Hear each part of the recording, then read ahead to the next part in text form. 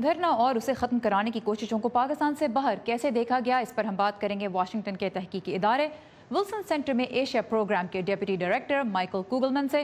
Michael, welcome to view 360. So for observers sitting in Washington DC, what did this whole saga look like? What did it say about Pakistan? Well, unfortunately, here in Washington, I think a lot of us were not surprised.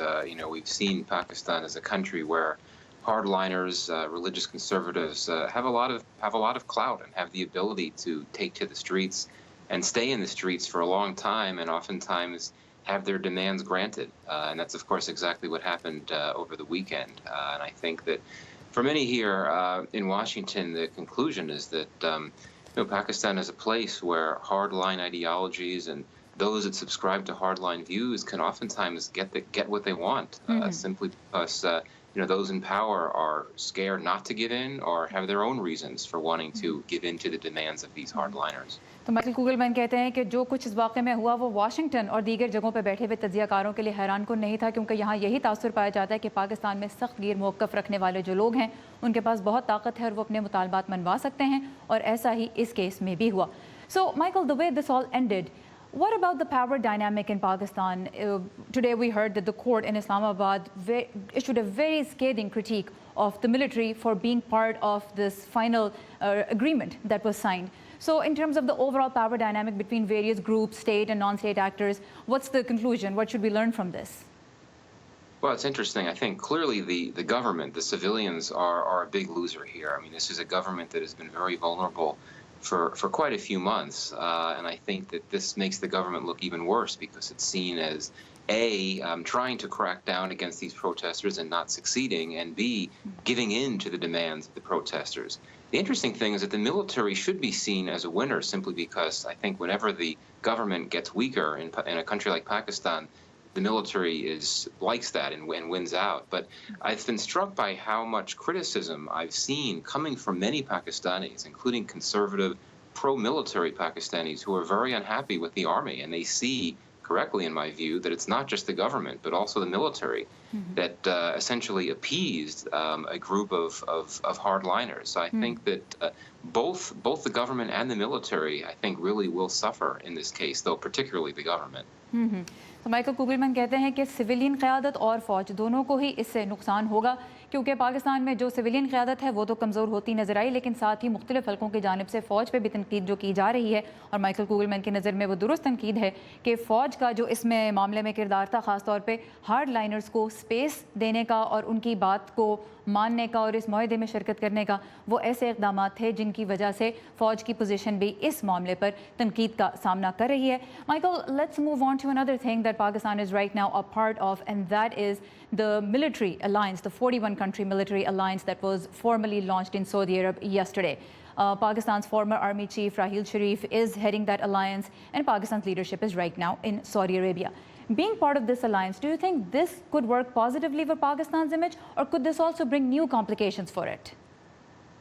Well, I think that unfortunately Pakistan's image is already so troubled and so negative in so much of the Western world, and certainly in the United States, that the fact that you have a former army chief joining this counterterrorism alliance, I mean, on some levels that should be seen as a good thing, because it should suggest that Pakistan is serious about getting involved in global counterterrorism efforts.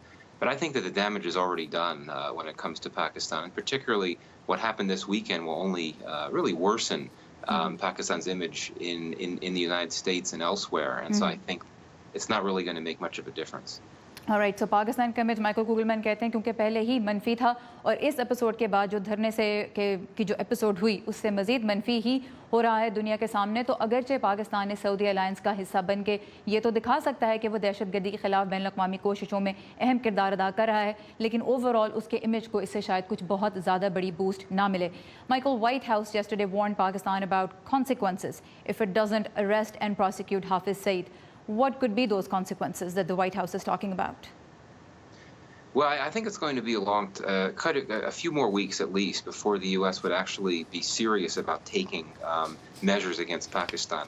I've thought all along, though, that the U.S. is much more concerned about the Haqqani Network terror group than it is about Lashkar-e-Taiba. So I think that, for all this talk in this statement about possibly taking action, against Pakistan when it comes to this release of Hafiz Saeed. I think if the U.S. takes any type of punitive measures against Pakistan, it would be because of what Pakistan does not do regarding the Haqqani network. I mean, let's not forget, just a few days before Hafiz Saeed was released, the U.S. delinked Lashkar-e-Taiba from certification requirements, but it kept the Haqqani network on the list. So for Washington, the Haqqani network will remain the major concern. So Michael Kugelman कहते हैं कि हाफिज सईद के बारे में दबाव तो पाकिस्तान पर डाला जा रहा है, लेकिन जिन नताइज की बात व्हाइट हाउस ने की उनके सामने आने में कुछ वक्त लगेगा, क्योंकि फ़िलहाल यही तासुर मिल रहा है कि हक्कानी नेटवर्क के ख़िलाफ़ जो कार्रवाई है उसके हवाले से पाकिस्तान पर ज़्यादा दबाव डाला जाएगा, न कि लश्कर तैयबा के। Michael, I quickly want to ask you this one question, that the US has a $10 million bounty for information leading to Hafiz Saeed's arrest and conviction. Pakistan says it hasn't received any concrete info. So if even US is offering a reward for information, does that mean that nobody really has any concrete information? And in that case, what reason would Pakistan have to actually arrest him and prosecute him?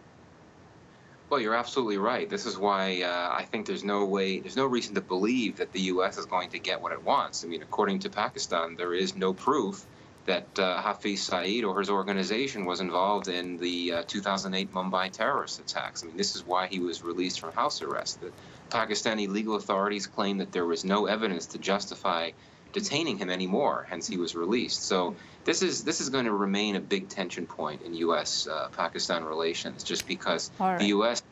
always says that Americans died in the 2008 attacks, but Pakistan is not going to give the U.S. what it wants.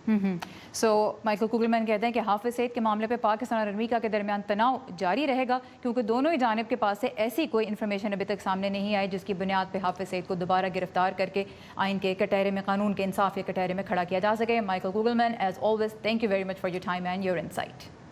Thank you.